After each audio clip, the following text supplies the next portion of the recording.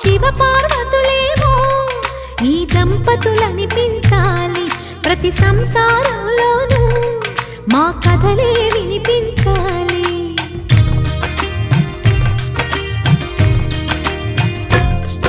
ఆ సిరిని శ్రీహరిని మా జతలో చూపించాలి, శ్రీకాంతుల కొలువంటే మా కాపురం అనిపించాలి. మా ముంగిలిలోన పున్నమి పూల వెన్నెల విరియాలి, మా చక్కని జంట చుక్కల తోట పరిపాలించాలి.